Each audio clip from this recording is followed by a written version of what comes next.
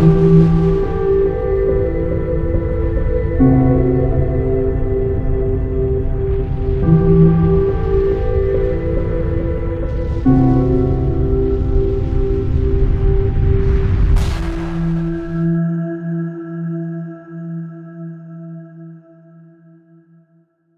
les amis, nous voici à nouveau réunis pour une émission exceptionnelle car aujourd'hui j'ai un invité prestigieux. Dans toutes mes émissions sur la Lune, je vous ai parlé de ce fantastique documentaire qui en fait 3h36, je vous disais 3h26, mais c'est un peu plus, American Moon.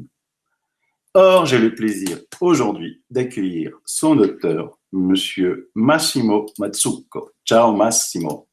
Ciao à tutti, bonjour. Je parle français comme ci, comme ça. Si j'ai besoin de quelques mots, tu me vas aider. Ma certo. Ok. Alors, Massimo, présente-toi. J'étais très vite. Quand j'étais jeune, j'étais photographe de mode pour 20 ans, de 20 ans à 40 ans.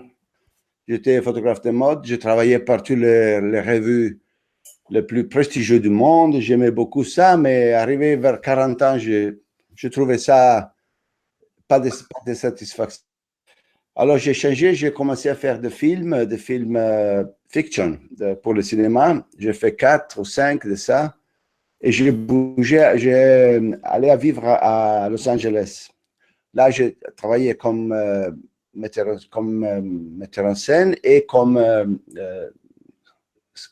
script writer. Un script Scénariste. Ok. Scénariste. Et après ça, quand est arrivé l'11 septembre, ma vie a changé complètement. Parce que cet événement-là, il m'a beaucoup donné à penser. Et dans le même temps, l'Internet, c'est devenu disponible pour tout. Et j'ai commencé à regarder en Internet les choses sur le 11 septembre. J'ai compris très vite que c'était une grande mise en scène.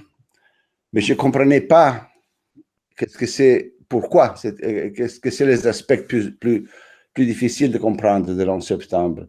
Et j'ai commencé à regarder les internets. Bon, alors, pour faire une histoire brève, j'ai changé et j'ai décidé de mettre la connaissance que j'avais sur le filmmaking, sur le faire des films, je le changer sur les documentaires. J'ai commencé à penser à faire un documentaire sur l'11 septembre. Je l'ai fait, il m'a pris 3 ans pour le faire. Et quand je l'ai terminé, j'analysais tous les aspects de son 11 septembre et je l'ai envoyé à la télévision italienne. C'était 2006. Je pensais que rien ne va passer, mais ils ont décidé que c'était une histoire incroyable. Et ils l'ont transmis dans la télévision nationale en Italie. Alors, c'était un choc pour moi et j'ai commencé à voir qu'il y avait vraiment beaucoup de gens qui voulaient savoir la vérité. Alors, j'ai commencé à faire des documentaires. Et d'une chose arrive l'autre. J'ai commencé à étudier tout ce que j'appelle le grand mensonge de l'histoire. J'ai fait un documentaire sur la vraie histoire de cancer, ou sur le cure interdite de cancer, c'est mieux à dire ça. J'ai fait un autre documentaire sur l'assassinat de Robert Kennedy, une sur John Kennedy, naturellement. J'ai fait une sur la vraie histoire de la marijuana, je trouvais qu'avec la prohibition de la marijuana, il n'y avait rien à faire avec la côté drogue de la marijuana, mais tout à faire avec la côté industriel, le problème industriel qui regardait la plante de la cannabis. Et après ça, j'ai fait le deuxième et troisième film sur le 11 septembre, qui c'était, je suis devenu vraiment un spécialiste de ça, je connais tout maintenant de l'11 septembre, que j'ai étudié pour 10 ans. J'ai fait 3 documentaires. Après ça, le dernier que j'ai fait, c'était sur la Lune, parce que je savais que l'anniversaire de la lunage va arriver cette année, en juillet. Et j'ai commencé à préparer ça parce que j'étais convaincu qu'on n'est pas jamais été sur la Lune. Au moins, on n'est pas été sur la Lune avec la mission Apollo. Peut-être quelqu'un d'autre est allé sur la Lune avec d'autres moyens. Mais les missions Apollo, je suis convaincu qu'ils sont faux. Et là, ça, c'est ma histoire.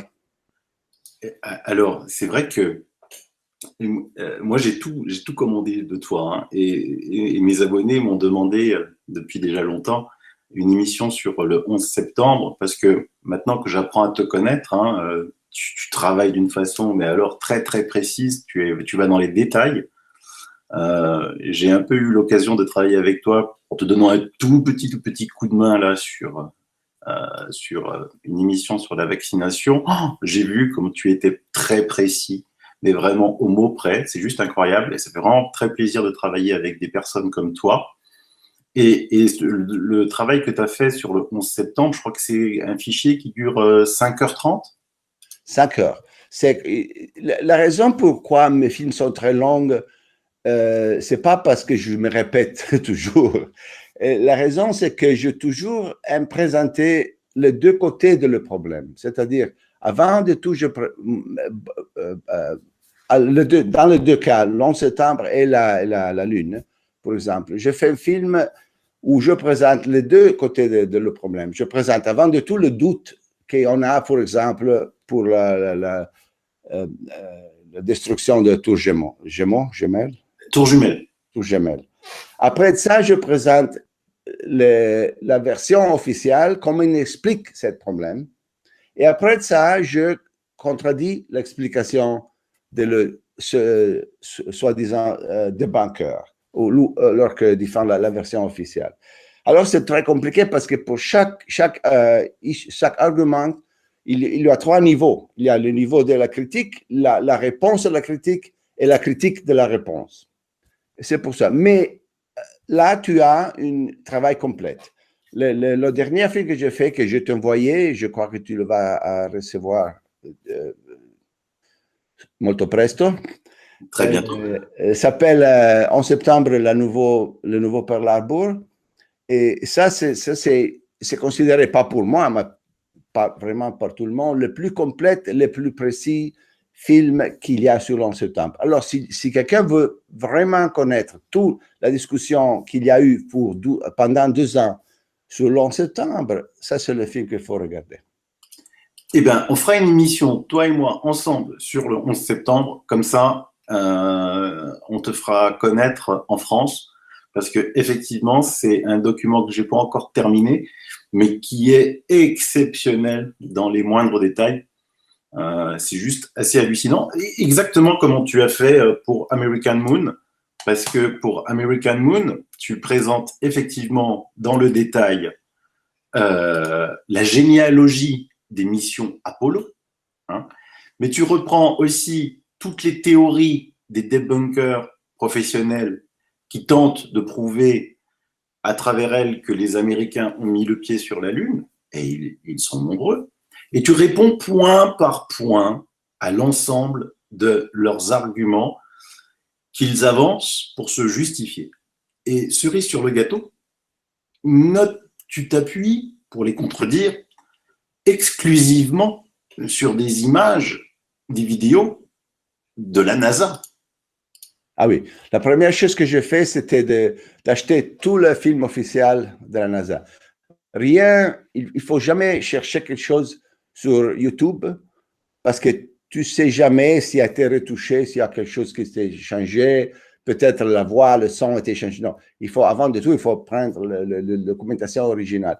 Et la chose incroyable, c'est que quand j'ai regardé les vidéos officielles de la NASA, qui sont distribués dans le monde par une compagnie qui s'appelle Spacecraft Films.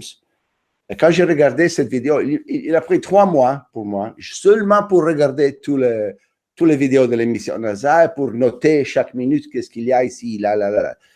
Et quand j'ai regardé ça, je trouvais quelquefois, par exemple, qu'il y avait un manque de delay, retard. Ouais. Il manquait le retard audio nécessaire pour une communication entre la Terre et la Lune.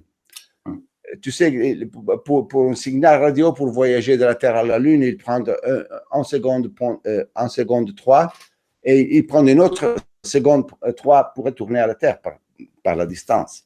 C'est-à-dire, entre la fin de la question qui part de la Terre à quand la réponse arrive de la Lune, il faut avoir minimum 2,6 secondes. Je trouvais des situations où il y avait une très court. Et ça, j'ai sauté sur le siège parce que ça, c'est le document original. Ce n'est pas pris de vidéo de YouTube, oui.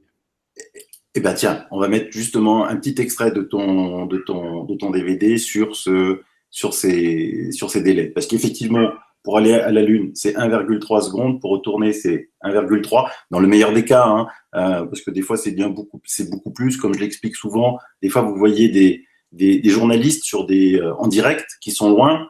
Il y a toujours un délai entre le journaliste qui est à Paris ou à Rome, chez toi, en train de poser la question, et le journaliste qui est éloigné. Donc évidemment, sur la Lune, c'est encore beaucoup plus important, ce délai.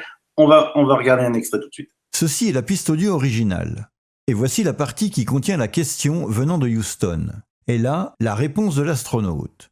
Le temps entre la fin de la question et la réponse est seulement de 1 seconde et 1 dixième. Roger, Jim, copy. And are you progressing towards Dune Crater now? Yes. C'est trop court pour que cette conversation ait pu se produire entre la Terre et la Lune. Il existe un autre cas où la réponse de l'astronaute arrive beaucoup trop vite. We're interested in either documented samples or a rake sample there if you think it looks like a good area for a rake sample. Okay, understand, Joe. 1 seconde et 6 dixièmes. La réponse est trop rapide d'au moins 1 seconde pour pouvoir provenir de la Lune. Il y a même un cas au cours de la même mission où la réponse met moins de 1 seconde à parvenir à la base. Rover, this is Houston. Go ahead. 9 dixièmes de seconde exactement. C'est comme si cet astronaute, au lieu de parler depuis la Lune, s'était trouvé dans la pièce à côté. Rover, this is Houston. Go ahead. Alors là, c'est juste exceptionnel, effectivement, ce que tu as trouvé sur les originaux de la NASA, effectivement. Donc, ça t'a fait un choc quand tu as vu ça. Oui, il faut dire que sont les débunkers même, les mêmes débunkers qui soutiennent la version officielle de la NASA, qui dit que l'unique documentation utilisable pour faire des checks, c'est cette vidéo-là que je montrais. Ils ont dit toujours parce qu'il sait qu'il y a beaucoup de choses qui sont changées, qui sont retouchées, qui sont éditées. Mais ça, c'est l'original. Et leur-même, il dit toujours, il faut toujours regarder les vidéos de la NASA pour savoir s'il y a quelque chose qui ne marche pas. Voilà, je l'ai trouvé. Et maintenant, est-ce que tu as un écho de ce qu'ils disent, vu que tu as fait American Moon, et que tu prouves qu'il y a un problème avec ces délais de transmission? Non, ils n'ont pas trouvé une explication. En plus, je trouvais une chose encore plus intéressante. Il y a le website, le portal de la NASA officiel qui s'appelle Lunar Journal, Apollo Lunar Journal, où la NASA a rechargé de petits morceaux de la conversation entre la Terre et la Lune. Ils sont réédités, recherchés, coupés et recherchés d'ici à ici, d'ici à ici. Dans les conversations rechargées, le délai est disparu. Uh-huh. C'est-à-dire quelqu'un s'est rendu compte qu'il y avait un délai trop court. Pardon, le délai est disparu. Le délai est retourné. Oui. Quelqu'un, en rechargeant le petit morceau, quelqu'un s'est rendu compte qu'il n'y a pas le délai nécessaire. Et l'ont ajouté le délai nécessaire. Et un délai le premier que tu as vu, que c'est de 1,1 seconde, il est devenu 4 secondes. Ben oui. C'est fantastique. Ils ont admis leur faute par corriger. Tu ne peux pas corriger l'original parce que l'original était distribué dans tout le monde. Tu ne peux pas changer ça. Alors, ils ont changé le rechargement de le petit morceau. Eh oui, eh oui. Et donc après, quand tu as analysé toutes ces photos de la NASA, tous ces documents de la NASA, avec ton œil expert de photographe, c'est là que tu es tombé sur les photos et que tu as vu qu'il y a quelque chose clochait. Bon, l'histoire de la photo, c'est une partie très importante de le film, parce que je pense que c'est la première. Il y a beaucoup de films sur le canular lunaire déjà. Mais c'est la première fois, je crois, que quelqu'un analyse professionnellement les photos. Je fais ça parce que j'étais un photographe professionnel moi-même. Mais si moi-même disais les photos sont faites en studio, c'est pas suffisant parce que oui, Mazzucco c'est un complotiste, il compte. Alors j'ai dû interviewer des photographes bien connus qui n'avaient rien à faire avec l'histoire de la Lune pour avoir la confirmation de ce que je disais. Alors, quand j'ai vu la première fois dans ma vie les photos de la Lune, je pensais que c'est normal, non? Mais après que j'étais photographe pour 20 ans, un jour, environ à l'année 2000, je regardais, j'ai vu encore pour la deuxième fois les photos de la NASA et je regardais avec l'œil de professionnel. Et avec l'œil de professionnel, j'ai vu que les photos de la NASA avaient les mêmes défauts, les mêmes défauts que j'ai trouvés dans mes photos quand j'essayais de répliquer la lumière du soleil en le studio. Parce que c'est impossible de répliquer la lumière du soleil. Tu peux faire semblant, mais pas le même. Parce que le soleil, c'est si grand que tous les rayons qui arrivent à la Terre sont parallèles. Et tu ne peux pas faire une lumière à le studio avec les rayons parallèles. Les rayons seront toujours divergents parce que la source de lumière est toujours un point, comme ça. Alors, les rayons... Et je vois que les rayons qui illuminaient les 7 ne sont pas parallèles, sont divergents. C'est-à-dire la source de lumière, c'est artificiel. Quand je voyais que les mêmes problèmes que j'avais quand j'essayais de répliquer la lumière du soleil en studio, je l'ai vu dans les photos. La première chose que j'ai fait, j'ai appelé mon maître, le photographe de qui j'ai appris le métier, c'est Oliviero Toscani. En France aussi, c'est bien connu pour les campagnes Benetton. Je l'appelais et je lui ai dit, Oliviero, qu'est-ce que tu as pensé la première fois que tu as vu les photos de la Lune? Il m'a dit, littéralement, il m'a dit, je pensais que si il avait moi demandé de le faire, je avrei fait un beaucoup meilleur travail. Non so se ho tradotto bene, avrei fatto un lavoro molto meglio se l'avessero fatto fare a me. S'ils avaient fait appel à moi, j'aurais fait un meilleur travail. Voilà. Alors je savais que ce n'est pas moi le complotiste, c'est vraiment le professionnel qui voit un problème. Alors de ça, j'ai commencé à contacter le photographe le plus important du monde qu'il y a, vraiment. Et c'était pas facile d'avoir l'interview avec eux, inclusive Toscani, qui ne voulait pas faire l'interview avec moi avant. Parce que tout le monde me dit, ah non, je ne veux pas être associé à l'histoire de Moonhawks, de canular lunaire. Et j'ai dû promettre à chacun d'eux que je ne vais pas poser des questions, est-ce qu'on a été sur la Lune ou non. Je ne vais pas demander ça. Seulement, je vais demander des choses techniques, où se trouve la lumière, quel type de source je pensais que c'est seulement ça. Et ils m'ont donné des réponses techniques qui n'ont rien à voir avec le fait qu'on était sur la Lune ou non, seulement techniques. Les conclusions sont à l'audience, à le spectateur d'avoir les conclusions. On va regarder 2 petits extraits de leur réaction et après on va parler de ces 4 photographes exceptionnels. Sur la photo de la NASA, toutes les ombres mènent à une source lumineuse qui se situe juste en dehors du cadre et que cela ne peut donc pas être le Soleil. Nous avons montré cette même photo aux photographes professionnels. Qui c'è un problema di direzione di ombre, cioè c'è quest'ombra qui che è così e queste qui che sono diagonali così. La domanda qui è, secondo te a che distanza era sorgente, più o meno? A occhio, cioè, può essere il Sole che fa una diagonale? No, perché il Sole essendo lontano non può fare una diagonale. Le ombre devono essere parallele a queste distanze. Lo giustificano se c'è la fonte è qui, non se la fonte è a milioni, non so quanta distanza c'è tra il Sole e la Luna, ma insomma milioni di chilometri, non so. Perché a quel punto, a quella distanza, la luce praticamente va nella stessa identica direzione. Thorenberg possède justement dans son studio une photo qui illustre parfaitement le problème. Così sono le ombre del Sole, cioè maledettamente tutte, diciamo, nella stessa identica direzione.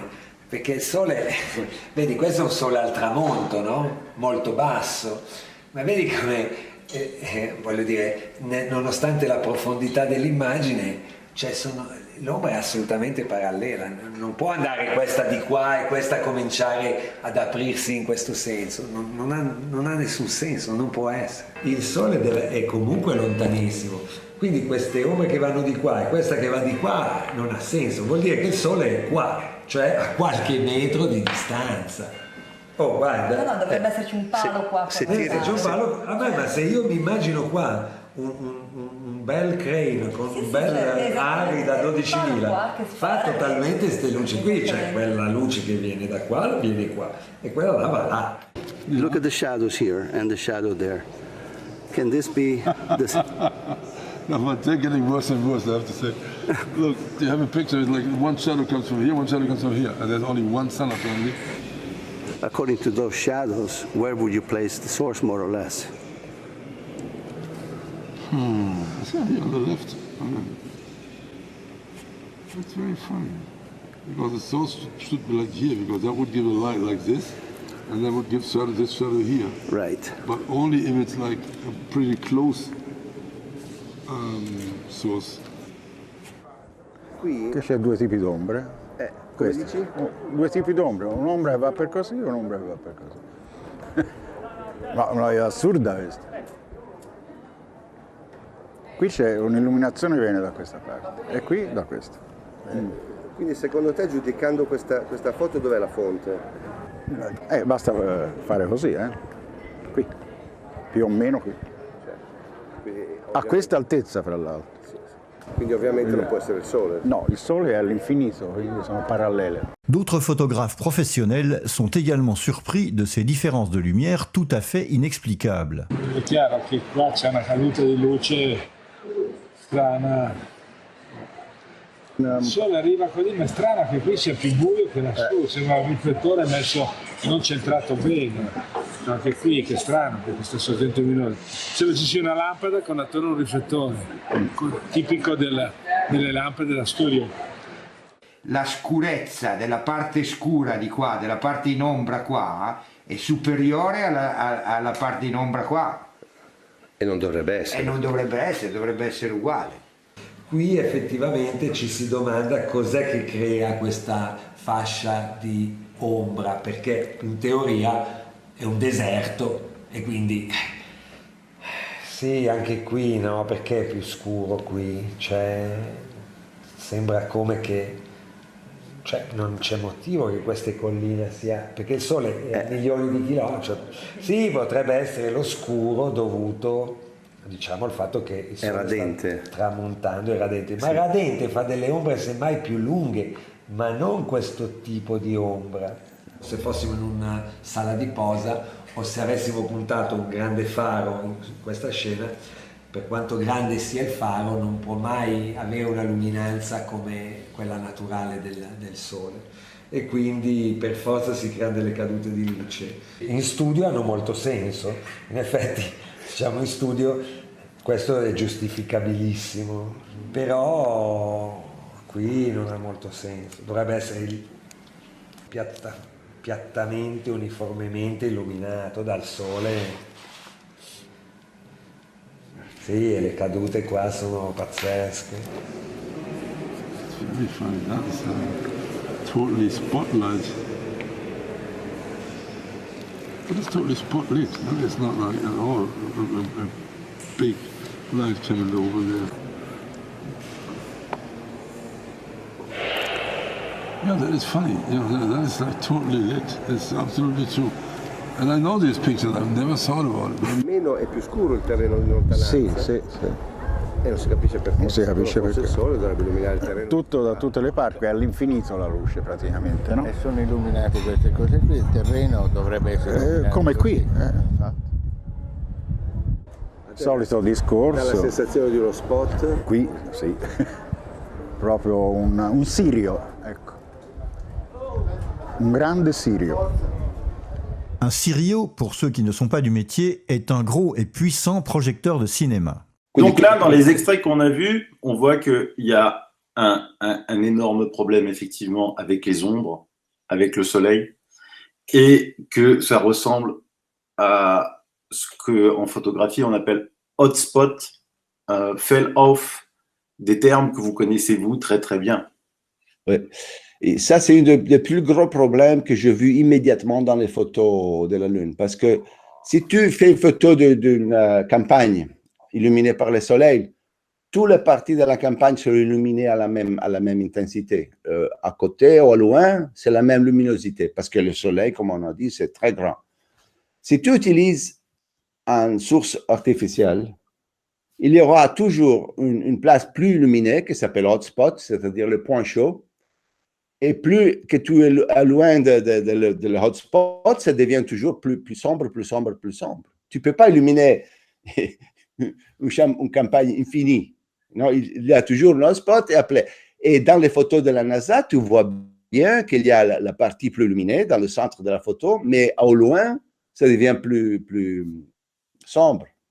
Ça, c'est pas naturel. Si ça était le soleil, il doit être tout le même. Ça, c'est un des problèmes, oui. Et après, l'autre, c'est la direction des ombres. Comme tu as vu, il y a Peter Lindbergh.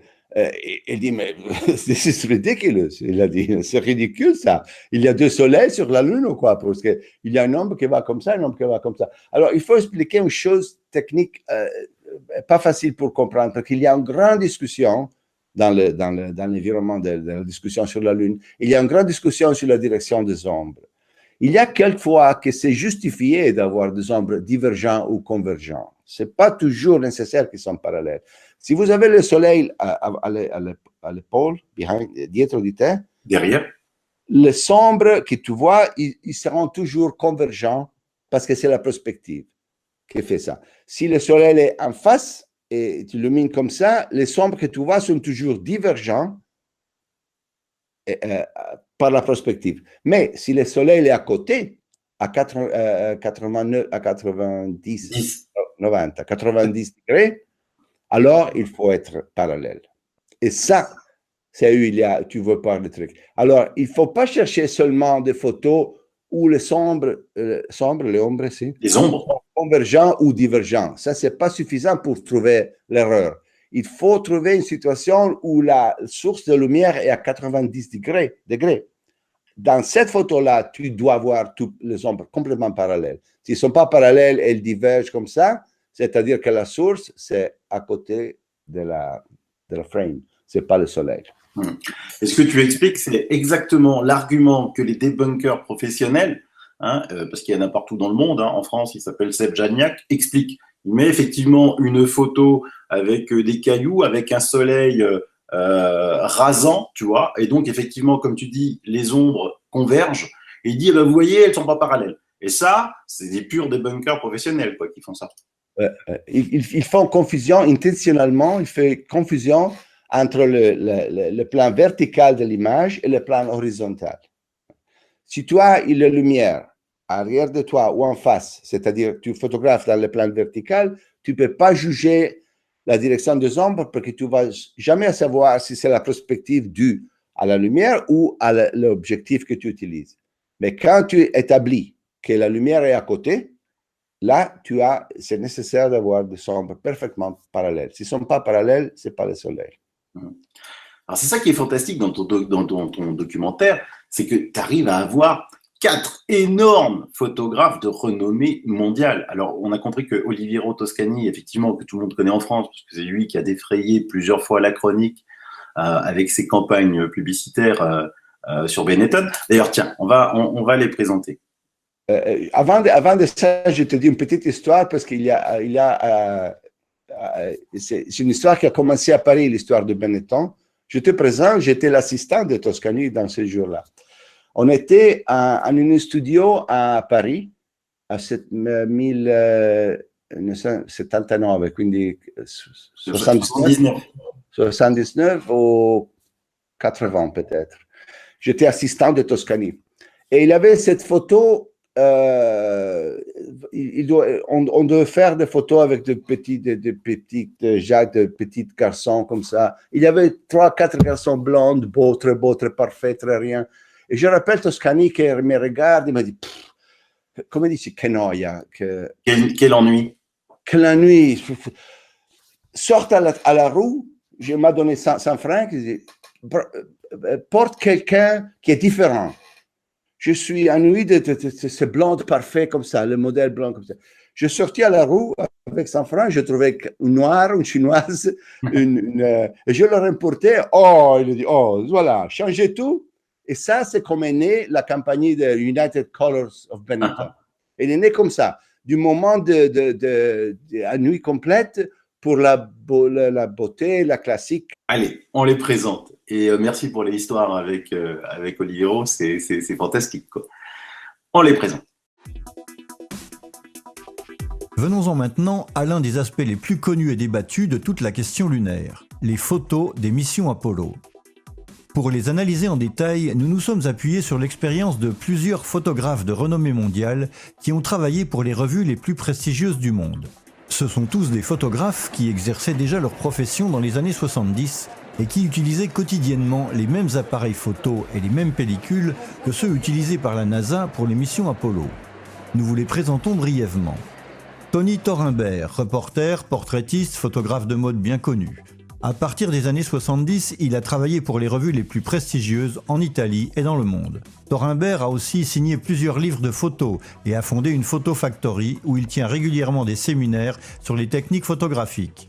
Ses œuvres ont été montrées dans plusieurs expositions photos dans le monde, parmi lesquelles la Biennale de Venise et la Triennale de Milan. Aldo Falai, photographe de mode connu avec plus de 40 ans de carrière internationale. À partir des années 80, il fut le photographe officiel de Giorgio Armani. Avec son style sobre et raffiné, Falai a contribué à définir l'image de la mode qui a caractérisé pendant plusieurs décennies la ligne Armani dans le monde entier. Falai a publié plusieurs livres de photos et ses clichés ont fait l'objet de nombreuses expositions qui lui ont été consacrées.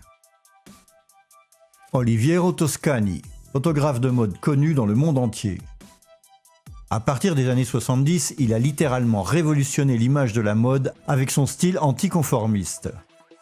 En plus d'avoir travaillé toute sa vie pour les plus grandes revues du monde, Toscani a signé quelques-unes des campagnes publicitaires les plus débattues et révolutionnaires de leur époque, comme celles de Benetton, de Fiorucci et de Jesus Jean.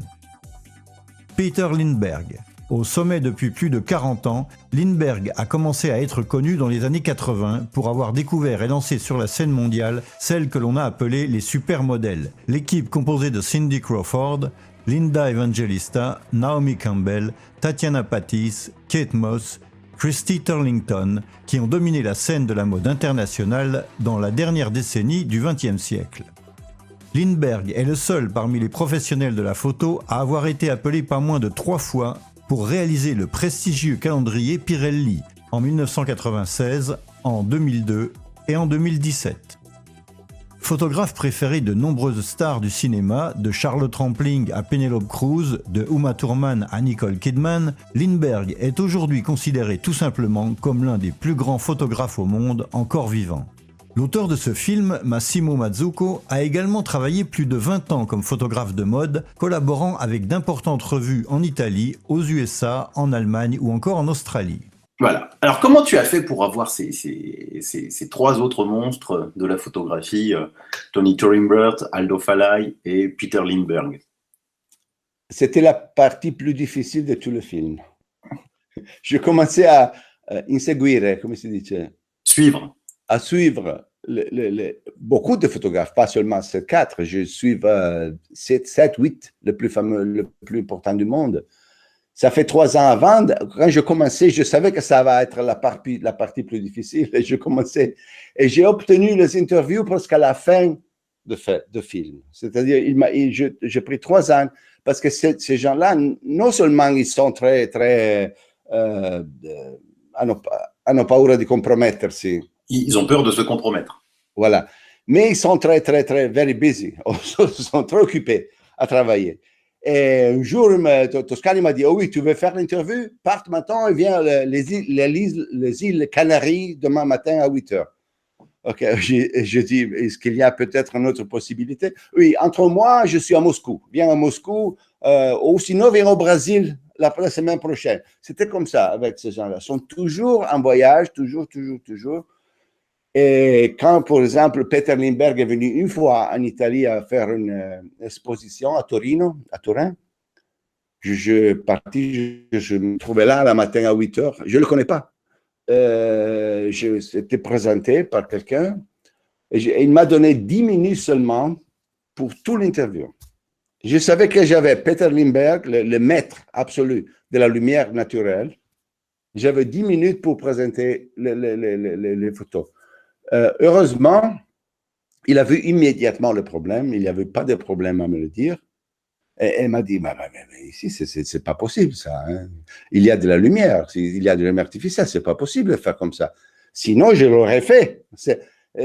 Tous les problèmes que nous avons pour faire la lumière, le contre-jour, par exemple. Quand tu fais une photo en contre-jour, tu as la lumière en face, tu as le sujet ici, là, le modèle ou quelque chose ici. Les lumières illuminent la partie arrière de le modèle, mais pas la face. Pour illuminer aussi la face de la modèle, il faut que tu mettes un réflecteur de lumière comme ça. Hein.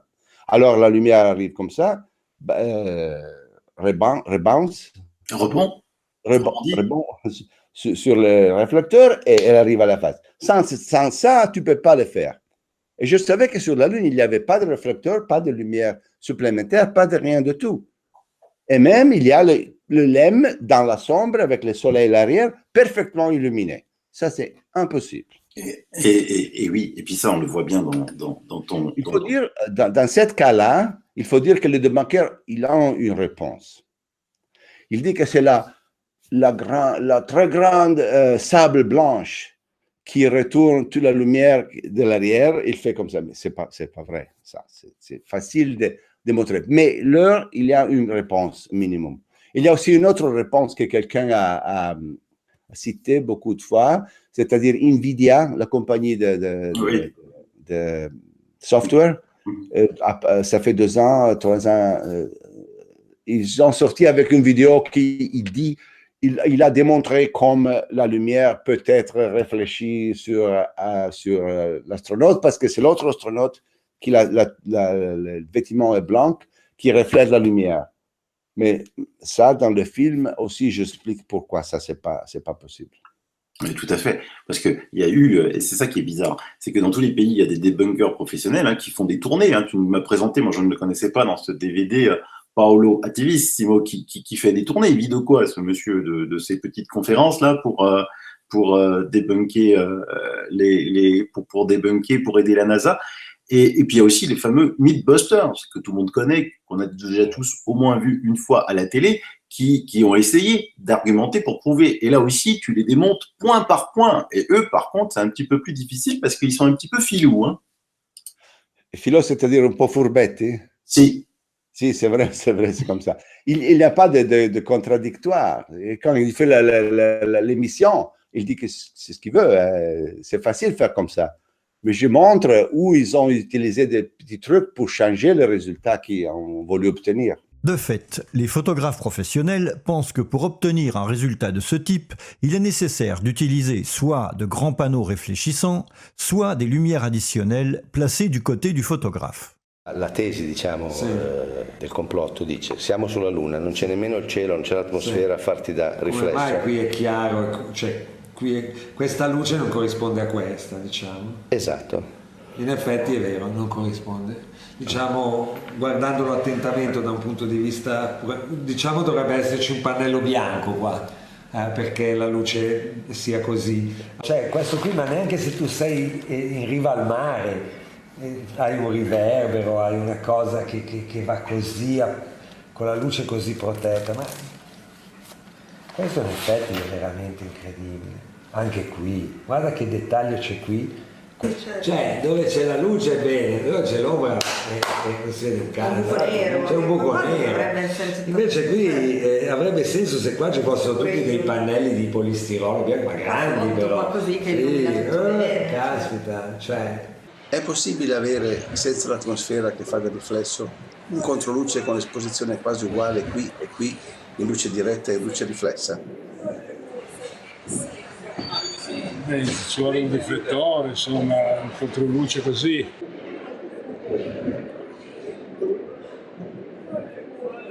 È chiaro che ci sono dei riflessi qui del metallo, che vuol dire che c'è una sorgente di luce dalla parte di chi fotografa. Lo vedo soprattutto nei riflessi qui, no? Vuol dire che da questa parte qui c'è una sorgente di luce. No, non c'è l'aria da sole. Non c'è questa, per esempio, tutto questo c'è un'aria da lampada di studio. Questo schiarimento qui, cioè questa luce sulla scala, per esempio, da dove viene? Quello che mi impressiona è che il sole, un controluce così, in più riesco a vedere i dettagli di questo riflesso su questo oro. Da dove viene? Perché qui il cielo è nero. Il cielo è nero, non c'è. L'unica riflessione è la sabbia, però dovrebbe essere molto più luminosa sotto e non sopra. Questo riflesso sopra qui da dove viene? A meno che abbiamo portato dei grandi riflettori, ma non credo, insomma. La luce viene da dietro al modulo, no? L'astronauta o presunto tale è al buio totale e è illuminato. Perché? C'è un'altra luna o c'è qualcuno con un faro? Voglio dire, perché tanta così qui e tanta così nella parte buia più che altro? Da dove viene sta luce? Qui dovrebbe essere completamente nera, come il cielo. Quindi diciamo senza sorgenti secondarie, senza riflettori non sarebbe possibile? No, questo è impossibile. Verrebbe nero come qui. E poi guarda, si vede anche la scaletta è di metallo, no? E c'è un riflesso di una luce, vedi? Questa riga bianca è il riflesso di una luce. Quindi da questa parte c'è una luce. The main problem here is backlight. On the moon you have no sky behind you to refract the light, and you only have the sand. They did not have any artificial illumination. They did not have any reflectors or any flashes, just a camera, which was the Hasselblad with the 60 millimeters and the Ektachrome from the good old days. I was feeling, if this is happening, where is this coming from? And if I was already thinking when I saw the first picture that once you step down here, if you step down in a light like this, you will never have that reflection like this, even if it comes from here. Yeah. Huh? Yes. That's totally strange light. Here too, you can see they have almost the same luminosity in the front and the back. Now, my experience tells me you have at least 2 stops difference when you turn around in backlight, and that's when you have the atmosphere. Yeah, but that is totally lit with the reflector, no? You tell me. That's the whole discussion. I would say that is totally. I don't want to get into it's fake or the moon landing was fake, but these pictures are fake. No? That is, I think, I would say 100% sure. Okay. Because all this cannot exist that way. So if you ask me as a photographer, yes, I am. I have to say this cannot be on any moon or something with one single light. The sun is totally. If you see that, I mean that's a movie light, no? Because you have the source here that should be all black. If it would not be black, then this would be burned out. Then you get some texture here.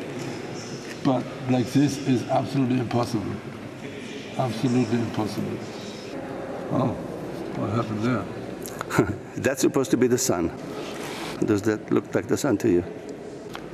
If this is the sun and the only light, and this is how whatever reflects, which is ridiculous because nothing can reflect this, then this would be so burned out and bleached out not to get any structure here. Yeah. That's my...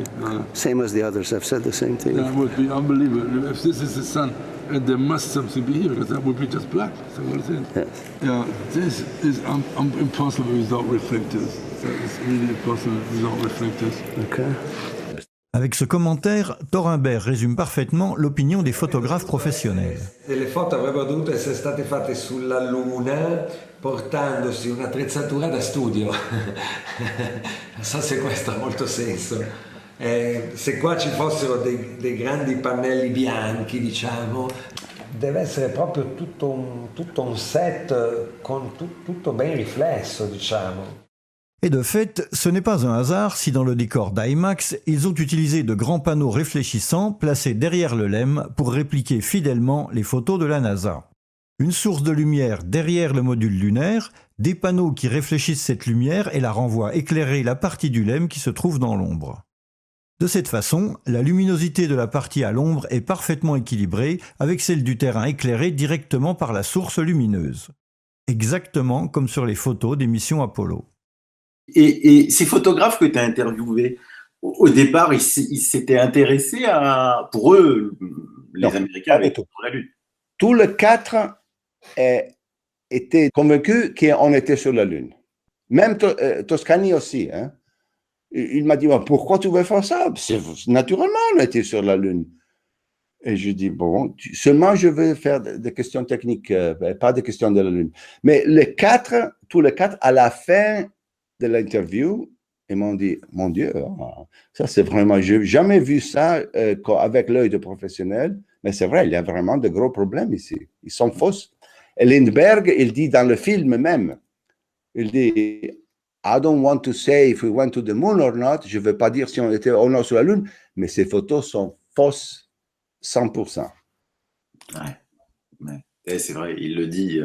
Et ça, ce sont personnes qui ne sont pas intéressées dans le débat. Et en plus, on était convaincus qu'on était sur la Lune avant de faire l'interview. Exact. En plus, dans ton DVD, tu as aussi interviewé un directeur de la photo qui s'appelle Nicola Pecorini, qui a eu quand même un prix, le prix de la photographie pour son film Harrison's Flower. Il a aussi fait L'Enfer du Devoir, Las Vegas Parano. Lui, par contre, waouh, tout de suite, il envoie aussi la sauce. Il a vu le problème tout de suite. Il m'a montré aussi, je n'ai pas mis ce petit partie-là dans le film parce que c'est très difficile à voir, mais il m'a montré aussi des trucs mécaniques qui peut l'utiliser pour faire sembler, par exemple, le poids, les câbles. La question de gravité qu'il faut. Si on est sur la Terre, il faut utiliser des câbles d'acier très petit, invisible. Mais il m'a montré un petit truc pour voir que le câble est toujours là. Et quand il m'a dit ça, j'ai commencé à chercher tous les clips vidéo où il se voit comme l'astronaute se réalce. Se relève. Se relève du sol, comme pour magiquement. Et c'est-à-dire, il est tombé et sans pousser d'aucune part, whoop, il se soulève comme une marionnette. Alors, j'ai fait aussi un petit montage de ça parce que je trouve que ça, c'est très, très intéressant. Tu ne peux pas voir vraiment... On va le regarder tout de suite. Un petit montage des câbles. Mais il n'y a pas que les éclairs de lumière pour suggérer l'utilisation de câbles d'acier dans les images de la Lune. Nous avons aussi plusieurs séquences vidéo dans lesquelles les astronautes semblent se soulever du sol sans aucun effort apparent, comme si justement il y avait quelque chose d'invisible qui les tirait vers le haut. Analysons certaines de ces situations. Cet astronaute est incliné vers le sol et tout d'un coup, il se remet sur ses pieds sans aucun effort apparent, comme si une force mystérieuse le tirait soudain vers le haut. Ici, l'astronaute est également tiré vers le haut tout d'un coup, et ensuite, c'est comme s'il restait pendu à quelque chose, roulant sur lui-même. Revoyons la scène. Ici aussi, l'astronaute est d'abord soulevé de terre et semble ensuite rester suspendu un instant dans le vide. On dirait une marionnette soulevée par des fils invisibles. Et ici, l'astronaute tombé à terre se soulève du sol comme si une force invisible le tirait par le sac à dos. Revoyons la scène de plus près. Ici, l'astronaute s'affaire sur ses instruments quand tout d'un coup, une force mystérieuse le tire vers le haut et vers sa droite. Revoyons cela.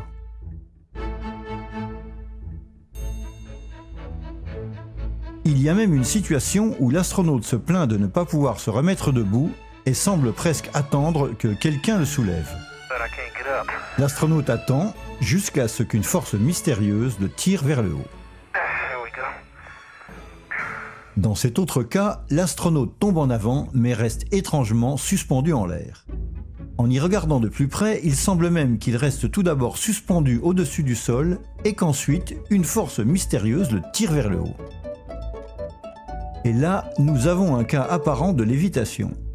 L'astronaute de gauche fait un bond en avant et semble ensuite suspendu dans le vide, avec les jambes qui pendent, tandis qu'une force inconnue le soulève vers le haut. Revoyons la scène de plus près et au ralenti.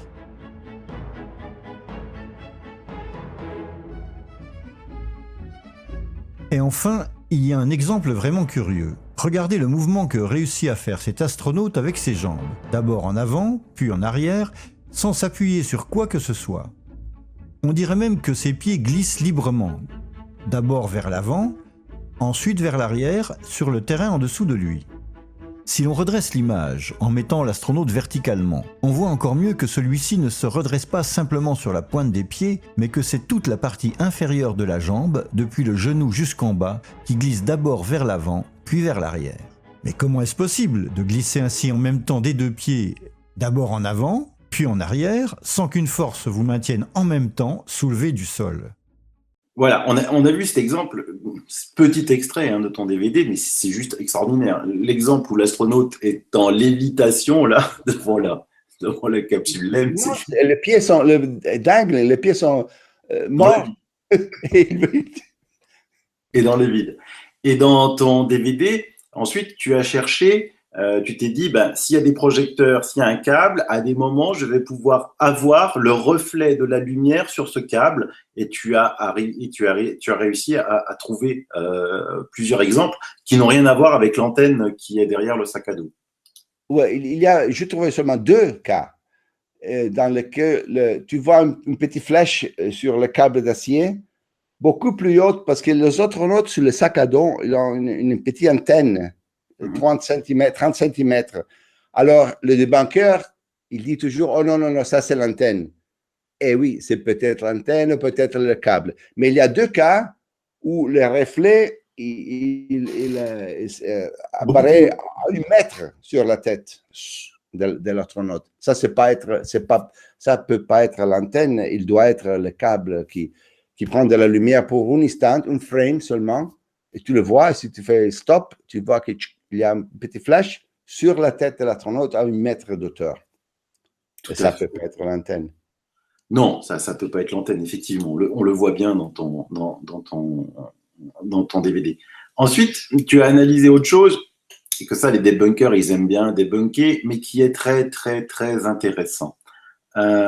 Puisque il s'agit des mouvements du drapeau. Alors là, je voulais pas l'aborder parce que tu sais, en même temps que avant l'émission Apollo, il y avait des problèmes avec la ceinture de Van Allen.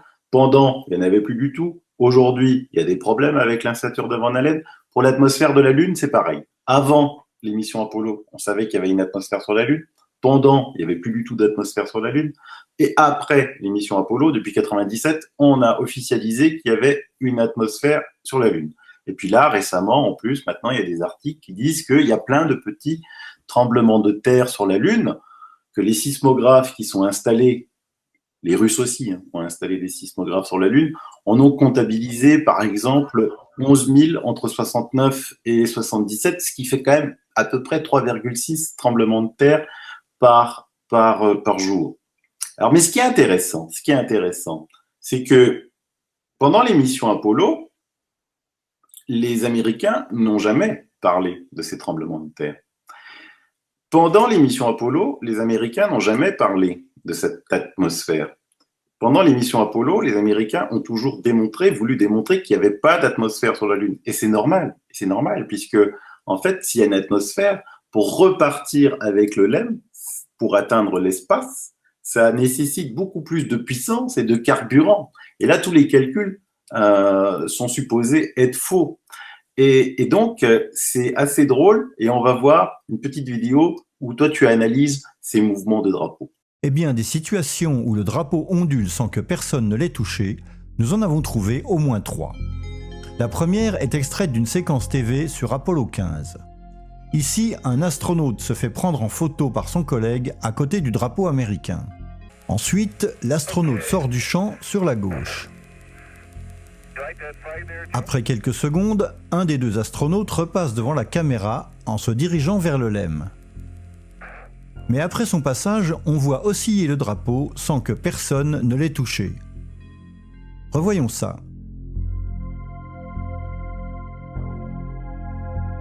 Voici un autre cas où le drapeau bouge sans que personne ne l'ait touché. C'est la fameuse scène où les astronautes d'Apollo 16 se photographient l'un et l'autre plusieurs fois en train de sauter près du drapeau planté au sol. Au début, le premier astronaute photographie son compagnon en lui demandant de sauter en l'air tout en faisant le salut militaire. Okay, here we go, a big one. Off the ground, one more. There we go. Ensuite, quand ils échangent les rôles, on voit le drapeau bouger légèrement sans que personne ne l'ait touché. En accélérant et en agrandissant la scène, le mouvement devient encore plus évident. Plus tard, quand le second astronaute a lui aussi fini de prendre des photos, tous deux repassent devant le drapeau en le faisant onduler sans jamais le toucher. Voici la même scène rapprochée et accélérée.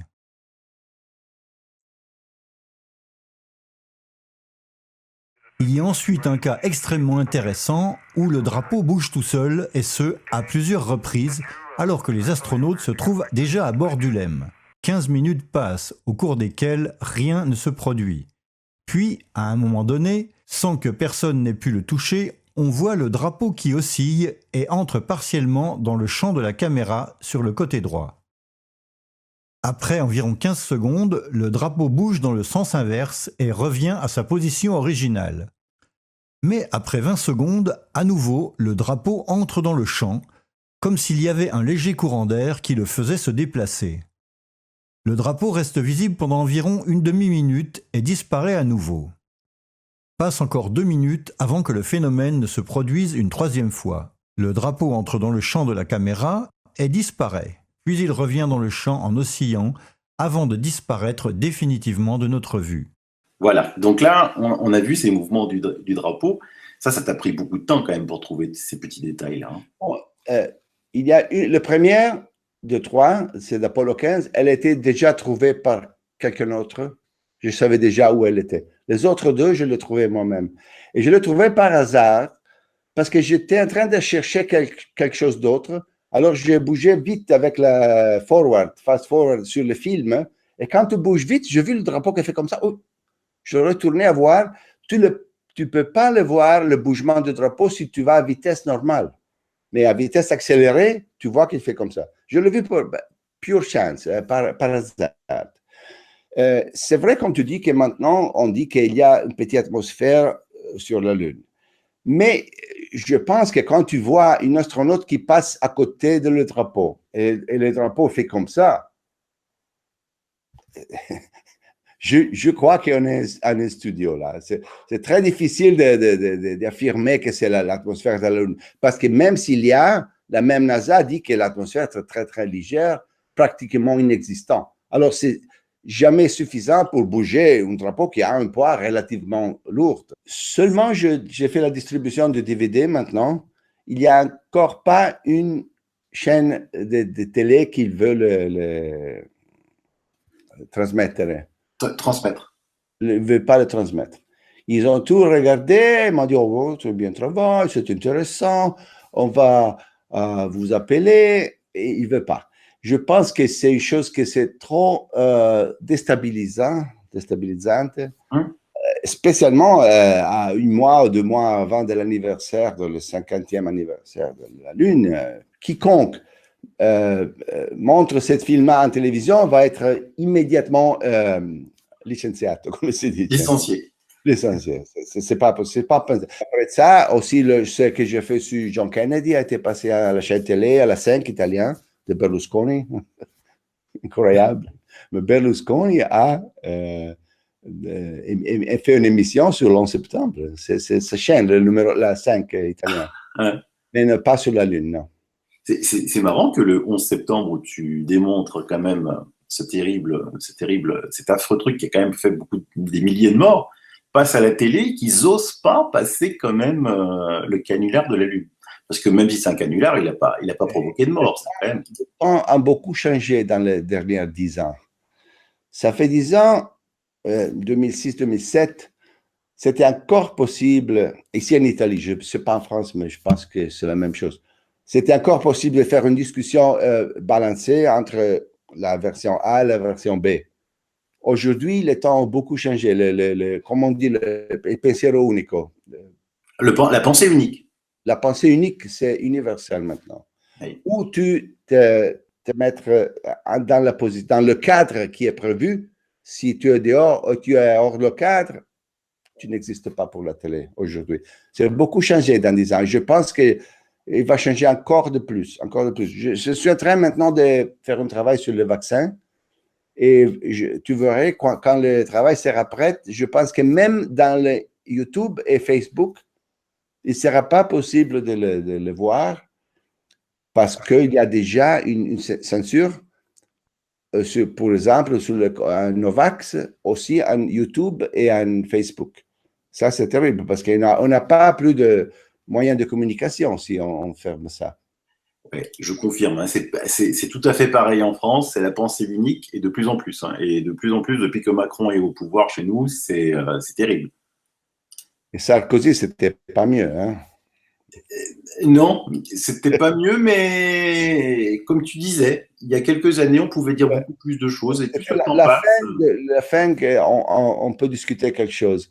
Dans les dernières 4-5 ans, je pense que c'est devenu impossible de présenter des problèmes vraiment comme ça, lourds, dans la télévision nationale.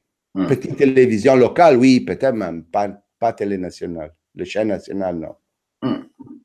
Alors après, dans ton DDV American Moon, il y a aussi là, tu as été vraiment aussi dans la technique pure, hein, puisque les photographes ont tous travaillé avec le même appareil photo, avec les mêmes instruments que ceux que, soi-disant, la NASA a embarqués, les Hasselblad.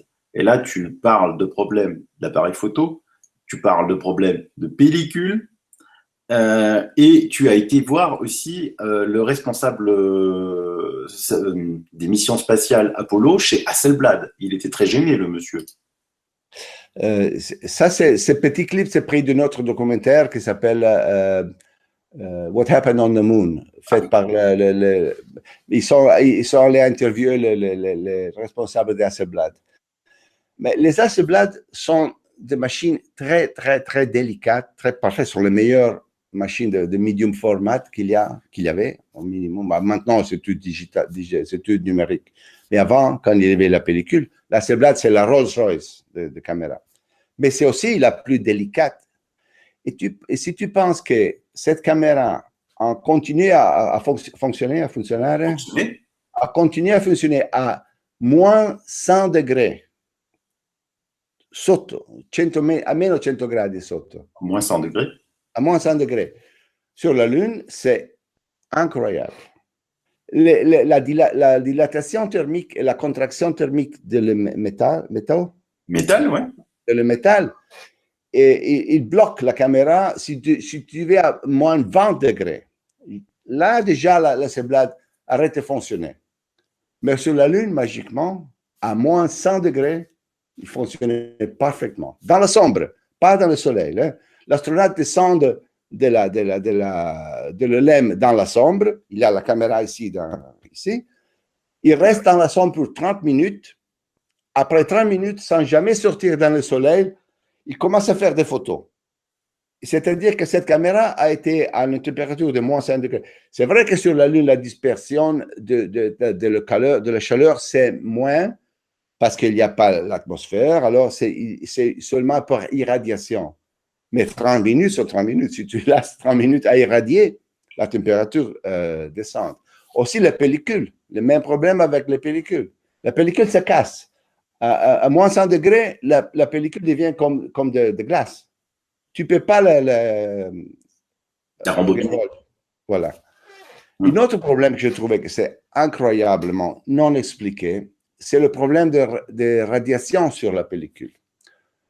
Quand quelqu'un qui se rappelle, quand il y avait la caméra avec la pellicule, si tu arrives à l'aéroport, tous les films professionnels sont jamais passés dans la box de X-ray, de rayon X, parce qu'il va à faire danneggiare, come si dice?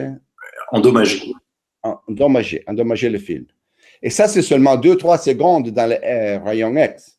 Sur la Lune, les caméras sont restées exposées pour 8 heures consécutives, sans protection d'aucun type, au rayon X, rayon gamma, rayon alpha, radiation cosmique, il y a de tout. Là. Le film doit être complètement détruit. L'image doit être presque disparue après une exposition à ces radiations-là. En contre, l'image, c'est parfait. Il n'y a qu'une, non ce n'è nemmeno uno, come si dice. Il n'y a même pas une. Il n'y a même pas une petite dot, white dot, un petit point blanc qu'il doit être plein de ça. Il n'y a rien, ils sont parfaits. Cet film-là a jamais été sur la Lune. Je peux dire avec sûr. Une fois, Toscani mi ha licenziato, come si dice? M'a licencié?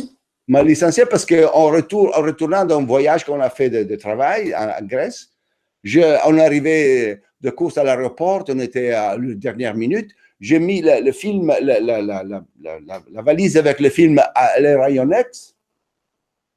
Quand je suis arrivé à Milan, il m'a dit, le film est ruiné, détruit, tu peux chercher un autre travail parce qu'une erreur comme ça, c'est pas acceptable. Il m'a licencié pour ça. Et j'ai fait cette erreur-là. Là, j'ai appris l'importance de ne pas exposer jamais le film aux radiations d'aucun type.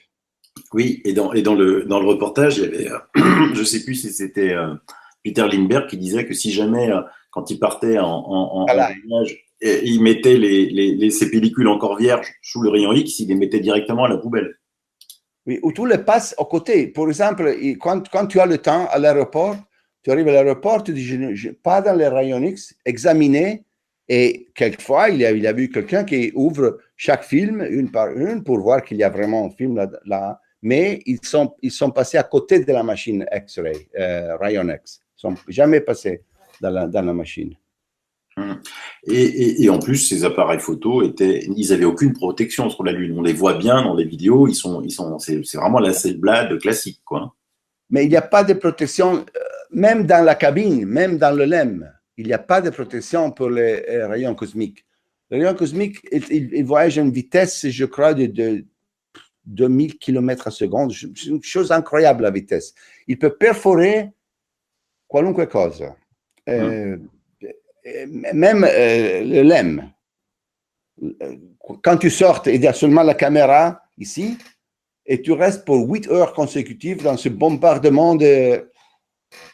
C'est incroyable. Le miracle après miracle, après miracle, après miracle sur la Lune. C'est ça.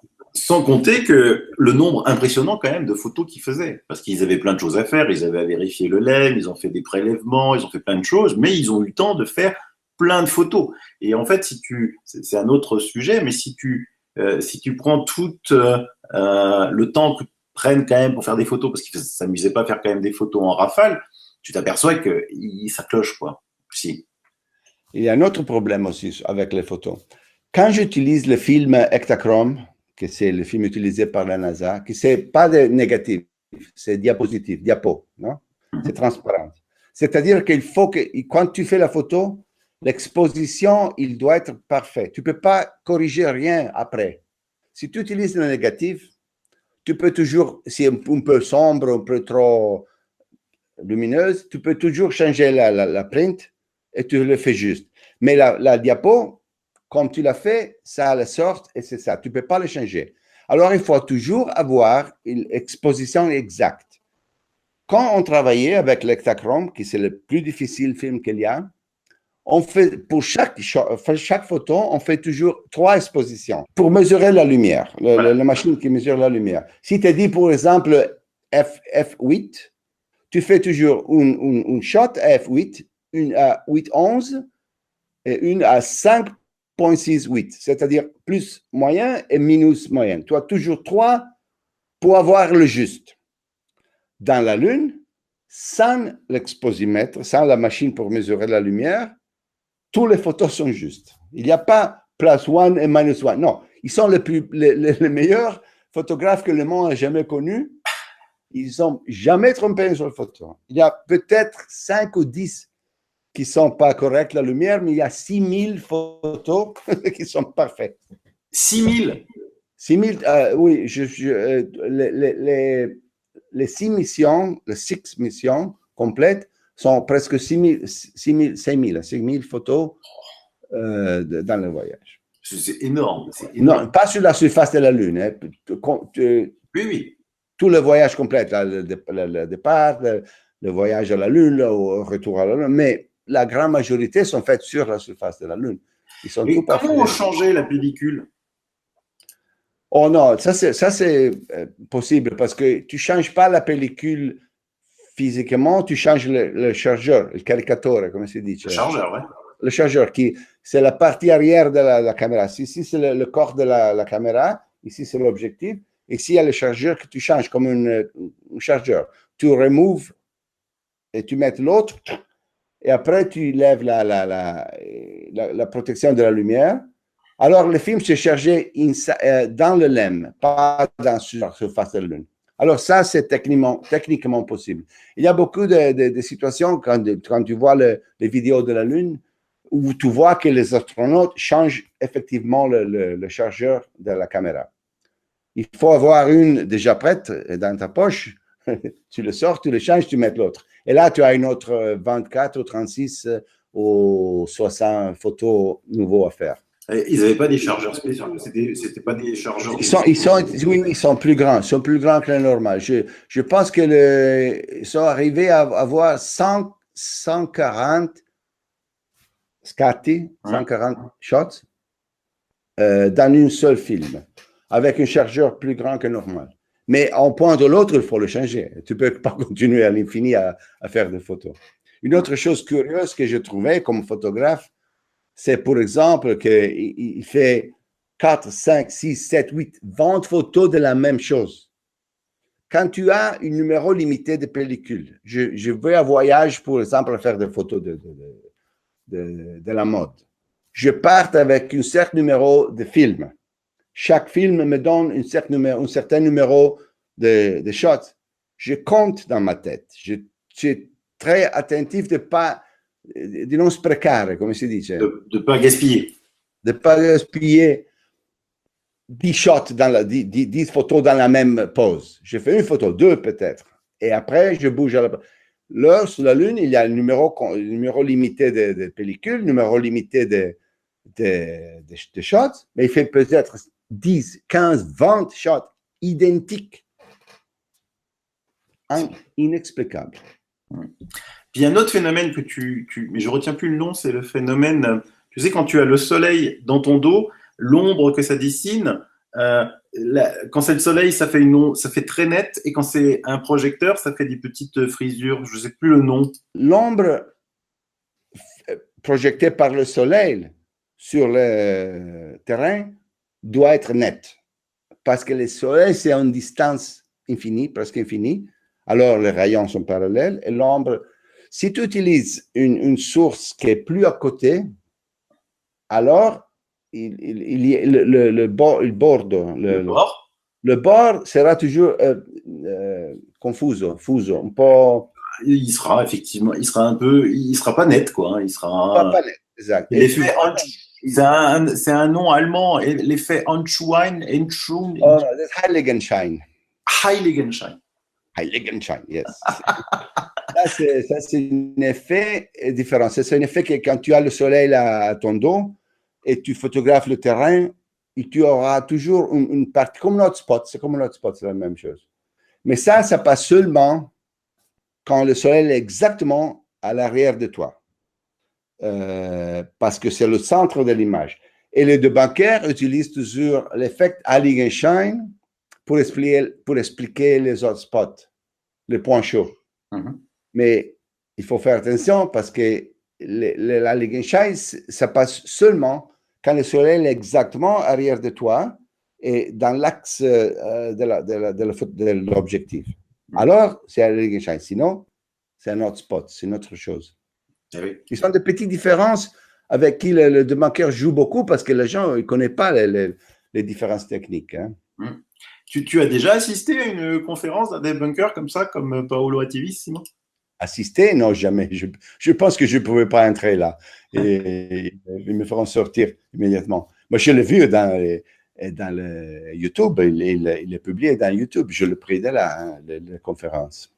Est-ce que maintenant que ton documentaire est sorti, les bunkers s'attaquent à toi? Le debunker m'attaque toujours à partir de septembre parce que je suis devenu l'ennemi. L'ennemi. J'ai beaucoup d'ennemis en Italie, beaucoup de gens qui me hate. Qui me haïssent. OK. Mais sur cet film, non, parce qu'il n'est pas encore sorti sur YouTube. Il n'est pas encore public vraiment. Alors, il prétend qu'il n'est pas sorti. Il sait bien qu'il est sorti. Dans le film, je pose 40 questions.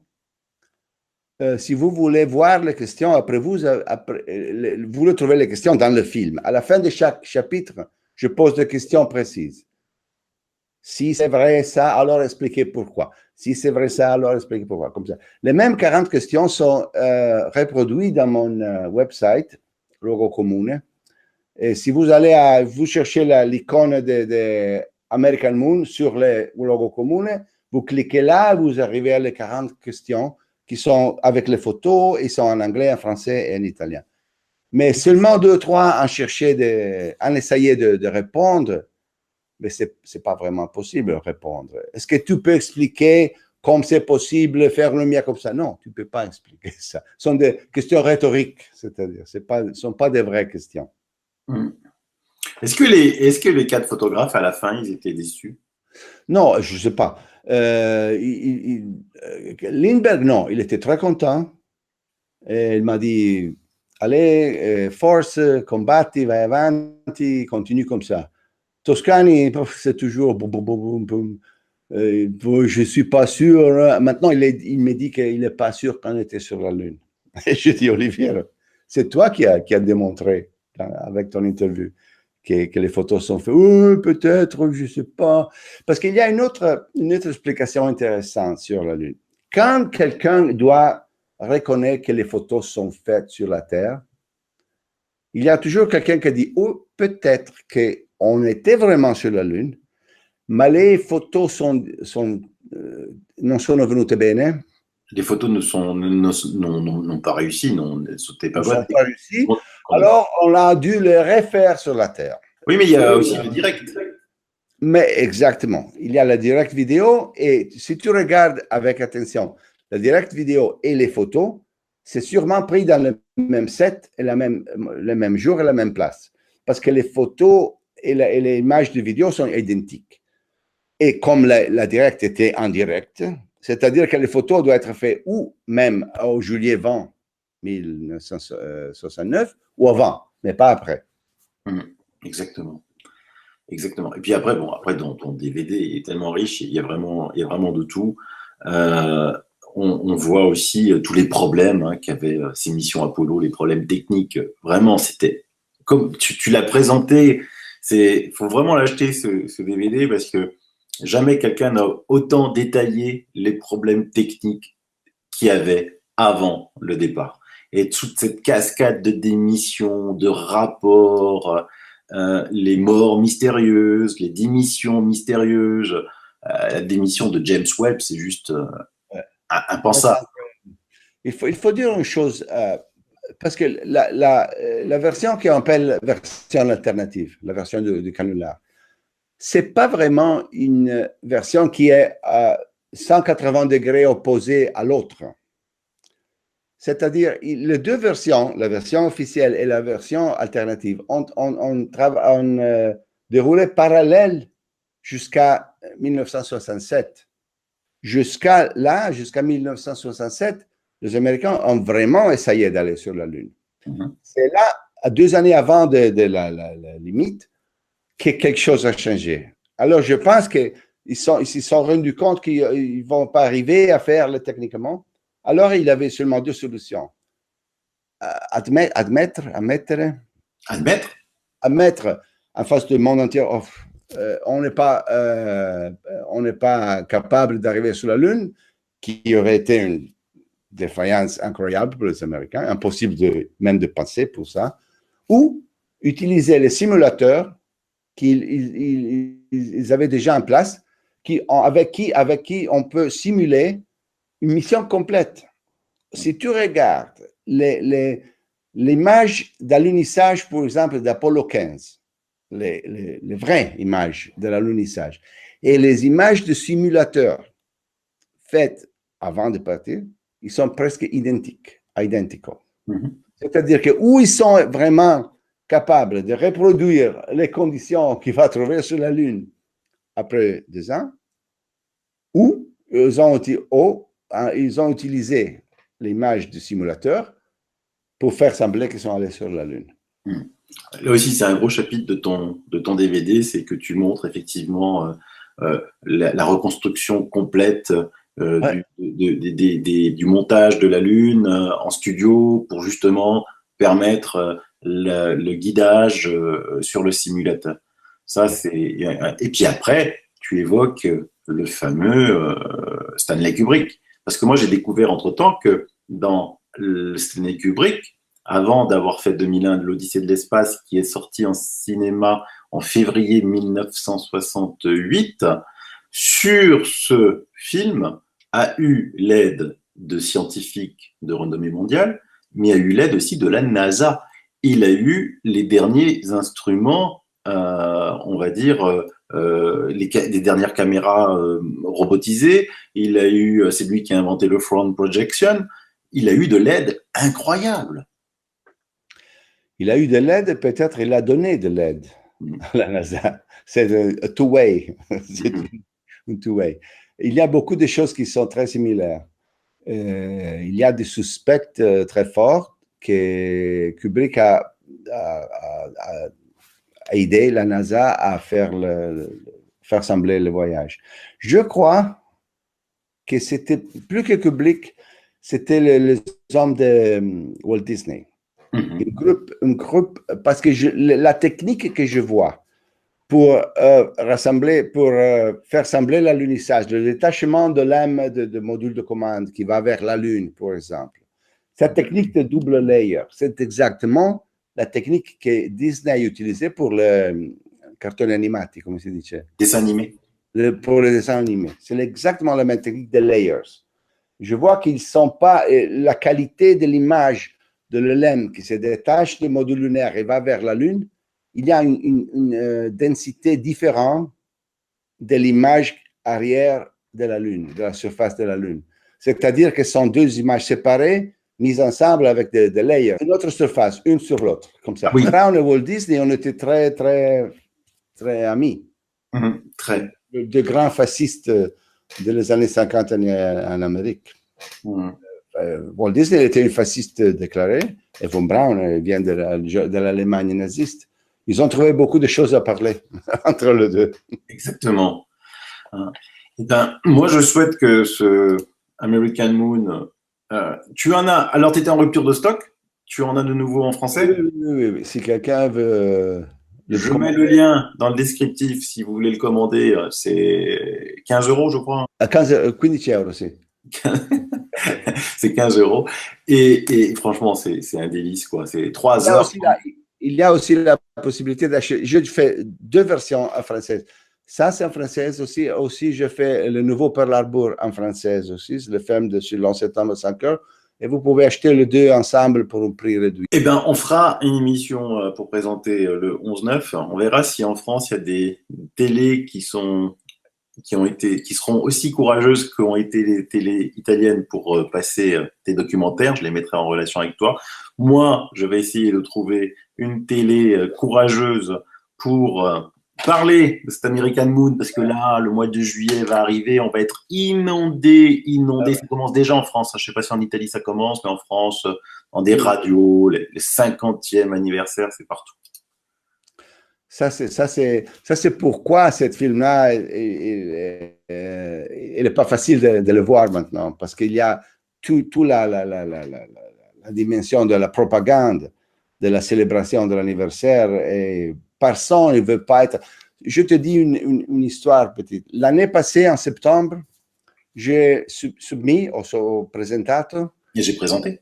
J'ai présenté ce film au Festival de Venise. Et le directeur du festival, La Vie American Moon, c'est déjà terminé jusqu'à terminer l'année passée. Et il m'a dit, écoute, ton film c'est parfait, mais comme premier film qui ouvre le festival, First Man, l'histoire de Neil Armstrong sur la Lune. Comme je peux avoir dans la salle grande le film de Neil Armstrong et dans la petite salle, Oliviero Toscani et Peter Lambert qui détruit complètement le voyage. Je ne peux pas. Je peux pas. Tu me comprends? Et j'ai dit, OK, pas de problème. Je comprends. Ben justement, c'est pour ça que c'est important. Hein. Partager, acheter, diffuser, parler autour de vous de American Moon, ça contrebalancera. Parce que ce qui est important, hein, c'est que c'est pas que le canular de la Lune, parce qu'à la limite, on pourrait se dire, tiens, on s'en fout, hein, que l'homme a mis le pied sur la Lune ou pas. C'est la puissance de la pensée unique qui sera atteinte, parce que les gens diront, attends, si ça, on nous a raconté des conneries pendant 50 ans, peut-être qu'on nous a aussi raconté des conneries sur plein d'autres choses. Ouais. Et c'est là que ça fait peur. Et c'est ça ça c'est la vraie raison pour laquelle je fais chaque de ces films. Ce n'est pas pour démontrer qu'on n'a pas été sur la Lune, ou ce n'est pas pour démontrer que l'11 septembre a été fait par les Américains. C'est pour démontrer qu'il y a beaucoup de mensonges dans l'histoire. Il faut apprendre à reconnaître les mensonges. Et quand tu apprends à les reconnaître, tu vois que les mécanismes de la mensonge sont toujours les mêmes. C'est les mêmes pour la Big Pharma, pour la pharmaceutique et le vaccin. C'est les mêmes techniques. Je ne fais pas les films sur la Lune pour démontrer qu'on n'a pas été sur la Lune. Je ne fais pas les films sur l'11 septembre pour démontrer seulement qu'ils ont été les Américains qui ont fait l'11 septembre. Je fais ce film pour démontrer qu'il y a beaucoup de mensonges et il faut apprendre les mécanismes de la mensonge. Et quand tu l'apprends, quand tu commences à reconnaître les mécanismes de la mensonge. Mensonge. Là? Le mécanisme du mensonge. Le mécanisme du mensonge. Mensonge.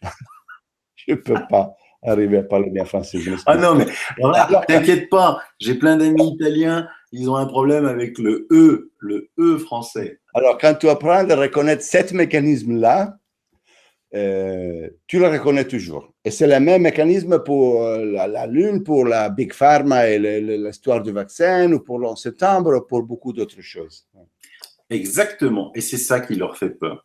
Parce que finalement, le canulaire de la Lune est certainement le plus simple à démonter. Vous l'avez démonté, tu l'as démonté avec les 4 photographes, et pas avec ça, avec tous les autres arguments qu'il y a dans ces 3h36. Et quelqu'un de foncièrement honnête, qui n'a pas d'a priori, qui n'est pas un adorateur absolu de la NASA, parce que là, il y a aussi les adorateurs de la NASA, ceux-là, tu peux rien y faire, hein, et qui n'est pas encore dans la pensée unique, en regardant ce DVD, il est convaincu à 100% que l'homme n'a jamais mis le pied sur la Lune. Ça, c'est un fait. Mais c'est justement le point faible, et si ça tombe, tout le reste risque de tomber. Et c'est ça qu'ils veulent pas. Il re è nudo, come si dice in francese. Le roi est nu. Le roi est nu, voilà, comme ça. Voilà. Bah, toi et moi, on fera donc la prochaine émission sur le 11-9. Tu vois, tu as déjà fait tout le boulot, mais ça m'évite. J'ai lu plein de livres de Lara Knight sur le 11-9. Mais toi, le travail que tu as fait, la première partie de ce que j'ai vu, c'est juste incroyablement bien fait. Et j'espère qu'on travaillera aussi ensemble en France sur les vaccins, parce que c'est aussi un sujet qui me tient à cœur. Écoutez, il faut que je dise quelque chose, parce que tu ne veux pas le dire.